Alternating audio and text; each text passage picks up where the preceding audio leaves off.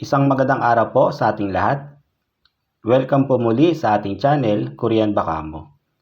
Medyo natagalan bago muli tayo nakagawa ng video.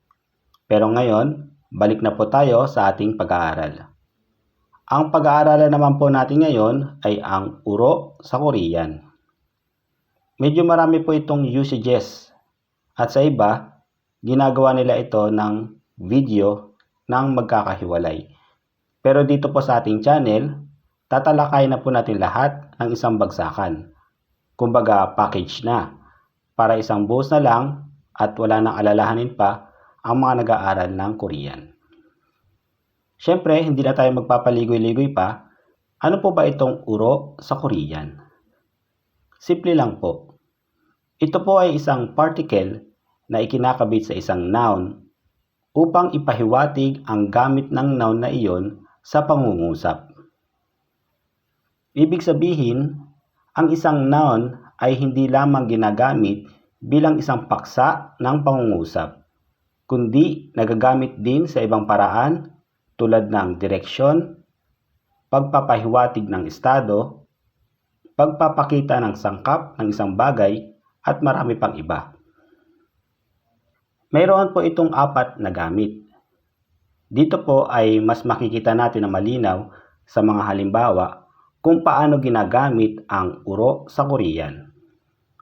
Ang una po ay ginagamit upang ipahiwatig ang direksyon ng paggalaw. Ito po ay may kasamang verb na nagpapakita ng galaw tungo sa isang direksyon. Pwede po natin itong i-translate sa English na toward, doon sa noun. At pwede naman natin itong i-translate sa Tagalog na patungo doon sa noun o pangngalan. Tignan po natin ang halimbawa. 저는 학교로 가요. Pupunta ako patungong school. 우리는 신혼여행을 제주도로 갔다 왔다. Pumunta kami patungong Jeju Island para sa aming honeymoon. 해변가로 가다. Pumunta patungong Dalampasigan. Tignan po natin ang comparison ng na inaral po natin sa Beginner 1, number 9, dito sa uro na inaaral natin ngayon. Doon po sa una natin example, kapag ginamit natin ang hakyue kayo. Ang translation po ay pupunta sa paaralan. Dito po ay malinaw ang destinasyon, yun ay ang paaralan. Kapag sinabi naman natin na hakyuro kayo, pupunta patungong paaralan. Ang ibig pong sabihin ay ang direksyon ng pupuntahan ay patungong paaralan. Pero hindi tiyak kung sa paaralan mismo pupunta. Doon lang po patungo. Pwede naman po siyang gamitin ng salitan at no need naman po maging strict sa translation dahil kahit sa Pilipino, parang wala naman po masyadong gumagamit ng patungo. Basta tandaan lang po natin na magkaiba ang kahulugan ng sa uro. Pangalawang usage po ng uro ay ang pagmarka sa noun na ginagamit bilang paraan, sangkap o kasangkapan. Pwede po natin siyang i-translate sa English na with, by, or using. Pwede naman natin siyang i-translate sa Tagalog na gamit. 밀가루로 빵을 만들었어요. Gumawa ako ng tinapay gamit ang harina. 연필로 쓰다. Sumulat gamit ang lapis. 손으로 만들다. Gawin gamit ang kamay.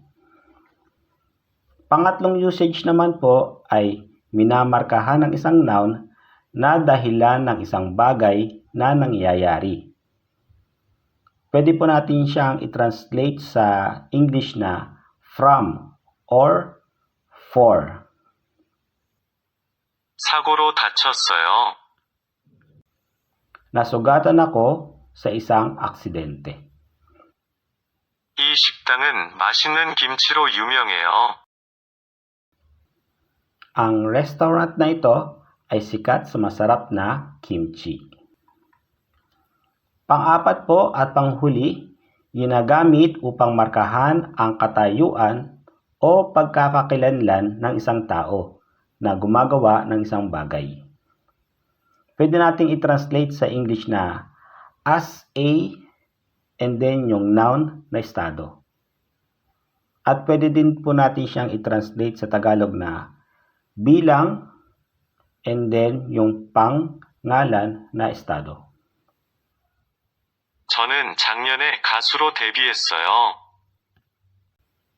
Nag-debut ako bilang isang mga awit nung nakaraang taon. 저는 프리랜서로 일하고 있어요. Nagtatrabaho ako bilang isang freelancer. Ngayon ay aalamin naman natin kung paano ito ikinakabit sa noun. Simple lang po. Kapag ang noun ay nagtatapos sa consonant, uro po ang ating gagamitin. At kapag naman po ang noun ay nagtatapos sa vowel, ro lang po ang ating ikakabit sa noun. Okay lang po kahit hindi pa po natin ito masyadong gamay. Balikan nyo lang po ang video na ito kapag gusto nyo i-check kung anong uro ang na-encounter nyo sa inyong pag-aaral ng Korean. Hanggang dito na lang po. Magkita po ulit tayo sa next video. God bless po sa ating lahat.